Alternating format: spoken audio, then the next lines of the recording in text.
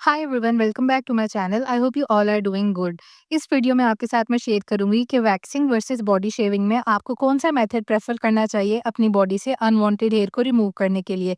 Hair removal is a major problem in the lives of female. हर female को बहुत ज्यादा स्ट्रगल करनी पड़ती है to get rid of them और to manage their self care routine कि वो अपनी एक सॉफ्ट और स्मूथ स्किन इंजॉय कर सके हेयर फ्री होके। तो यहाँ पे जो दोनों मेथड्स हैं इनमें फर्स्ट मैं आपके साथ शेयर करूंगी बॉडी रेजर। बॉडी रेजर से जब आप अपने बॉडी से अनवांटेड हेयर को रिमूव करते हैं तो इसके आपको कुछ बेनिफिट्स भी होते हैं और इसकी कुछ डाउन साइड्स भी होती हैं। यूट्यूब पर, सोशल मीडिया पे बहुत ज्यादा सेल्फ केयर रूटीन्स वायरल हैं, बहुत सारे व्यूज हैं उन पे जहाँ पे फीमेल्स बॉडी रेजर को यूज करके अपनी बॉडी से अनवांटेड हेयर को रिमूव करती हैं। स्पेशली अगर हम वेस्टर्न वर्ल्ड की बात करें तो आपको बहुत सारे इन्फ्लुएंसर्स मिलेंगे जो कि आपको दिखाते हैं कि वो डेफिनेटली अपनी बॉडी से अनवांटेड हेयर को रिमूव करने के लिए ये रेजर वाला मेथड प्रेफर करते हैं। अब उसकी क्या रीजंस हैं और इसके क्या बेनिफिट्स हैं, पहले तो मैं आपको वो एक्सप्लेन करूं। जो एक हमारी एक मिथ होती है कि आप जब रेजर यूज करते हैं तो उसके बाद आपके बालों की जो रीग्रोथ होती है उसमें आपको मोटा बाल फील होता है। अब इसके बिहाइंड जो भी साइंस है अगर हम उसको साइड पे रखें तो एक्चुअली में आपको फील होगा कि वो जो टेक्सचर है वो ज्यादा हार्श है, थोड़ा सा आपको थिकनेस उसमें फील होती है क्योंकि ये अपेरेंट है। अब आप उसके पीछे की साइंस में जितना मर्जी चले जाएं और आप कहें कि नहीं हेयर आपका वैसे ही है जैसे पहले था, बट आपको विजिबली एक डिफरेंस फील होगा और जब आप अपनी स्किन पे टच करेंगे यूजिंग योर हैंड्स और फिंगर्स तब भी आपको वो एक डिफरेंस जरूर फील होगा।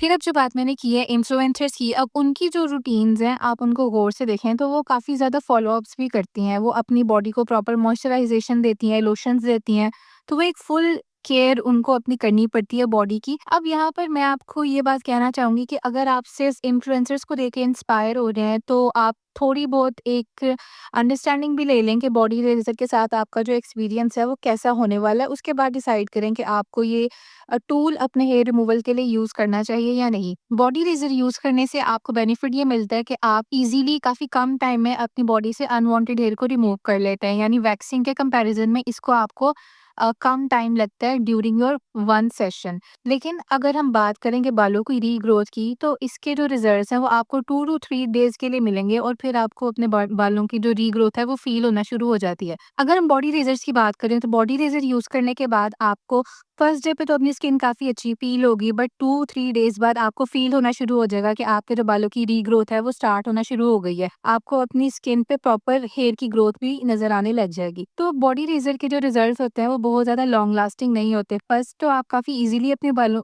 को रिमूव कर लेते हो, लेकिन बाद में आपको फील होता है कि इसके जो रिजल्ट्स हैं वो इतने ज्यादा लॉन्ग लास्टिंग नहीं है। फिर ये बात है कि आप अगर बॉडी रेजर यूज करते हो और आप चाहते हो कि आप एक सॉफ्ट और स्मूथ स्किन एंजॉय करो तो आपको वीकली अपनी बॉडी से अनवांटेड हेयर को रिमूव करना पड़ता है। तो एक ऐसा मेथड है कि जिससे अगर आप हेयर फ्री डेज एंजॉय करना चाहते हैं तो आपको वीकली ये प्रोसीजर करना पड़ेगा।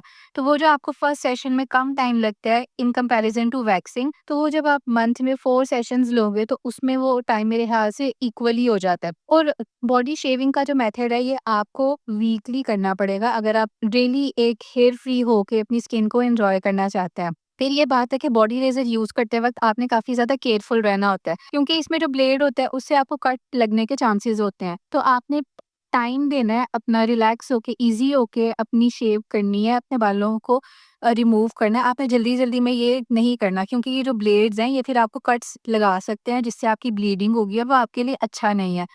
तो यहाँ पे ये जो मेथड है इसको आपने केयरफुल होकर करना है। फिर हम फॉलो अप्स की बात करेंगे। जब आप बॉडी रेजर को यूज करते हो तो आपकी स्किन को एक तरह की एक्सफोलिएशन मिलती है, लेट्स से, क्योंकि आपकी बालों की जब आप रिमूव करते हो तो आपकी कुछ जो डेड स्किन होती है वो भी साथ कुछ रिमूव हो जाती है। तो फर्स्ट डे पे तो आपको लगता है कि आपकी स्किन काफ़ी ज़्यादा नीट हो गई है, क्लीन हो गई है, आप बहुत अच्छा फ़ील करते हैं। और सेम थिंग वैक्सिंग के साथ भी होती है। जब आप वैक्स करते हो तब भी आपकी जो डेड स्किन होती है वो रिमूव हो जाती है, आपको एक एक्सफोलिएशन भी मिल जाती है। यहाँ पर अब अगर हम बॉडी रेज़र की स्पेसिफिकली बात करें तो आपने बॉडी रेज़र यूज़ करने के बाद अपनी सेल्फ केयर, बॉडी केयर बहुत ज़्यादा रेगुलरली फॉलो करनी है। आप अपनी बॉडी पे प्रॉपर लोशंस लगाने हैं, मॉइस्चराइजर्स लगाने हैं ताकि आपको कोई भी ड्राइनेस का इशू ना हो। क्योंकि अगर आप बॉडी रेज़र यूज़ करते हैं और उसके बाद आप कोई लोशन वगैरह नहीं अप्लाई करते तो फिर आपको ख़ारिश होना शुरू हो जाएगी, आपकी स्किन ड्राई हो जाती है, उसमें इचिंग आपको होती है। उसमें अगर आप अपनी स्किन को नरिश नहीं करोगे, प्रॉपर नरिशमेंट उसको नहीं दोगे, मॉइस्चराइज़र्स, बॉडी लोशन या इवन बॉडी बटर्स को यूज़ नहीं करोगे, तो आपको बॉडी शेविंग के बेनिफिट्स होने के बजाय आपको उसकी नेगेटिविटीज़ फ़ील ज़्यादा होंगी। उससे आपकी बॉडी पे डार्क स्पॉट्स भी क्रिएट हो सकते हैं और इनग्रोन हेयर्स की भी आपको बहुत ज़्यादा प्रॉब्लम आ सकती है, जो कि बहुत सीवियर होती है। तो बॉडी रेज़र यूज़ करने के बाद आपने अपनी स्किन की प्रॉपर केयर करनी है। एसेंशियली फंडामेंटली जो पॉइंट्स हैं वो ये है कि बॉडी रेज़र यूज़ करने से आपकी जो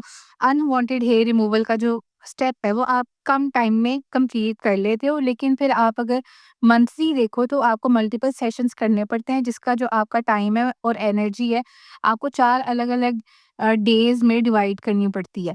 फिर आ जाता है कि इसको आपने केयरफुल होके यूज़ करना है, क्योंकि इससे आपकी बॉडी पे कट्स भी लग सकते हैं, तो वो आप अ, ज़रा ईज़ी होके टाइम अपना इन्वेस्ट प्रॉपर करें, फिर इस प्रोसीजर को फ़ॉलो करें। सेकंड ये बात है कि आपने बॉडी रेज़र यूज़ करने के बाद अपनी स्किन की प्रॉपर केयर करनी है, प्रॉपर मॉइस्चराइज़र या बॉडी लोशन को यूज़ करना है। यहाँ पर एक एग्ज़ाम्पल के तौर पे I have this Oriflame's body lotion, आप इसको यूज़ कर सकते हैं। या जो भी प्रोडक्ट आपके पास अवेलेबल है। लेकिन आपने ये ज़रूर माइंड में रखना है कि आपने बॉडी लोशन को ज़रूर अप्लाई करना है after you are done shaving your hair. फिर हम बात करेंगे वैक्सिंग की। ये भी एक काफ़ी पॉपुलर मेथड है जिसको आप यूज़ करके अपनी बॉडी से अनवांटेड हेयर को रिमूव कर सकते हो। अब यहाँ पर मैं आपको वैक्सिंग की जनरल बात करूँगी। कंसिडरिंग कि आप अगर हॉट वैक्स यूज़ करना चाहते हैं तो वो भी आप कर सकते हैं, और अगर आप इस तरह की कोल्ड वैक्स स्ट्रिप्स यूज़ करना चाहते हैं तो वो भी आप कर सकते हैं। अब इन कोल्ड वैक्स स्ट्रिप्स को पर्सनली मैं प्रेफ़र करती हूँ, क्योंकि इसमें आपको जो हॉट वैक्स के लिए अलग से पहले वैक्स को मेल्ट करना पड़ता है, हीट करना पड़ता है, उसके बाद एक स्ट्रिप पे अप्लाई करना पड़ता है, तो वो वाले स्टेप्स आपको नहीं करने पड़ते। इसमें आपको रेडी टू यूज़ इस तरह की ये स्ट्रिप्स मिल जाती हैं। इन स्ट्रिप्स को सिंपली आपने अपने हैंड्स के दरमियान रब करना है, जिसमें हीट की वजह से ये काफ़ी आपके हैंड से जब इसको हीट मिलती है, तो ये काफ़ी ज़्यादा ईज़िली रिमूव हो जाती है और फिर आपके बालों को काफ़ी अच्छे तरीके से ग्रिप करती है। तो आप इन वैक्स स्ट्रिप्स को काफ़ी ईज़िली और कन्वीनिएंटली यूज़ कर सकते हैं। और इसमें इतना ज़्यादा मेस भी क्रिएट नहीं होता। जब आप हॉट वैक्स की बात करो तो उसमें बहुत ज़्यादा मेस क्रिएट होता है। आप जिस जगह पे वो कर रहे हो, आपको खुद फ़ील होगा कि वो बहुत ज़्यादा आप एक इरिटेटिंग स्पेस में आ जाते हो। लेकिन यहाँ पर आप ईज़िली सिंपली स्ट्रिप को अपनी बॉडी पे अप्लाई करो, हेयर को ग्रिप करो और then you can simply remove the unwanted hair from your body without getting into much hassle or creating any mess in your room। क्योंकि जब आप हॉट वैक्स यूज़ करते हो तो उसको मेल्ट करके जब आप यूज़ करते हो और फिर आप स्ट्रिप्स इधर-उधर हो जाती हैं, और स्पेशली अगर आप एक बिगिनर हो तो आपके लिए वैक्सिंग का जो हॉट वैक्स यूज़ करने वाला स्टेप है वो काफ़ी ज़्यादा हैसल वाला हो सकता है। बट एनीवेज़, आप अगर वैक्स इसमें बेसिकली अब जनरली मैं कंपेयर करूँ वैक्सिंग को और बॉडी रेज़र को, तो सिंपल ये है कि आप चाहे कोल्ड वैक्स यूज़ करें, चाहे आप हॉट वैक्स यूज़ करें, वैक्सिंग के आपको जो रिज़ल्ट्स हैं वो बहुत लॉन्ग लास्टिंग होते हैं as compare to this body razor. Waxing में आपको 3 वीक्स, 4 वीक्स आराम से आप हेयर फ्री होके रह सकते हैं। काफ़ी अच्छे तरीके से आपकी बॉडी से अनवांटेड हेयर रिमूव हो जाते हैं और आपको लॉन्ग लास्टिंग रिज़ल्ट्स मिलते हैं। अगर आप एक बिज़ी वूमन हो, आपके पास इतना टाइम नहीं है कि आप वीक में 4 बार अपनी बॉडी से अनवांटेड हेयर को रिमूव करो यूज़िंग दिस बॉडी रेज़र, तो वैक्सिंग में आप एक दफ़ा अप्लाई इसको करो, एक दफ़ा इसको यूज़ करो तो आपको 3 टू 4 वीक्स आप आराम से हेयर फ्री होके गुज़ार सकते हो। इसके रिज़ल्ट्स अच्छे हैं, लेकिन इसमें आपको थोड़ी बहुत पेन बियर करनी पड़ती है। जब हम बॉडी रेज़र की बात करें तो बॉडी रेज़र यूज़ करना इज़ पेनलेस मेथड, इसमें आपको किसी भी किस्म की पेन नहीं होती।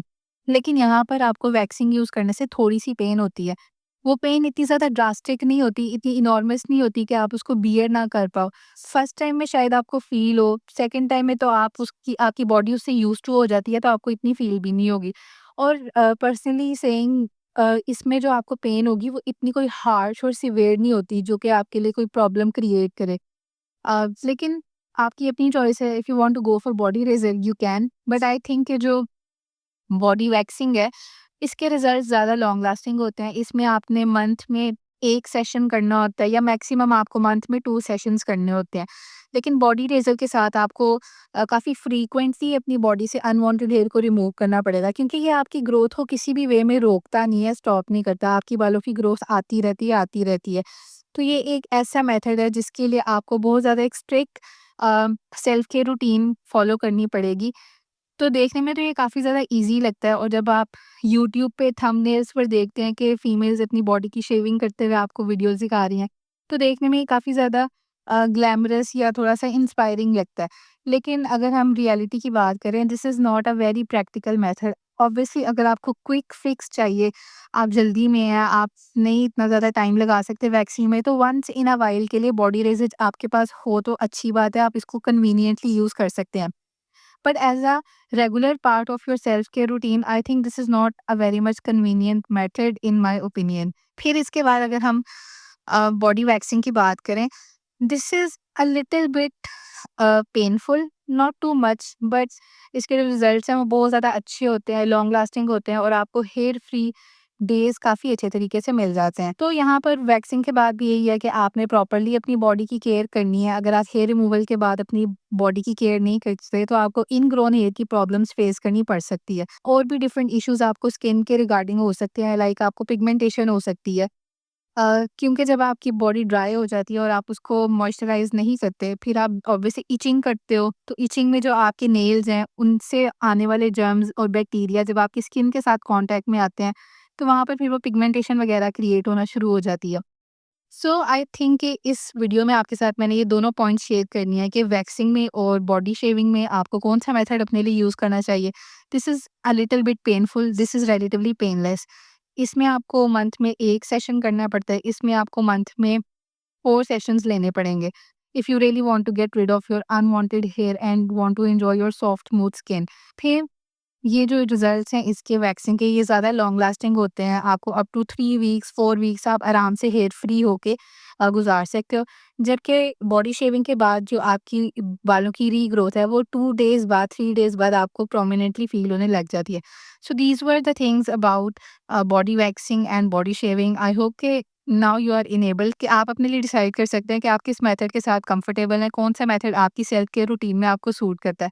I hope that you have enjoyed this video. See you in my next one.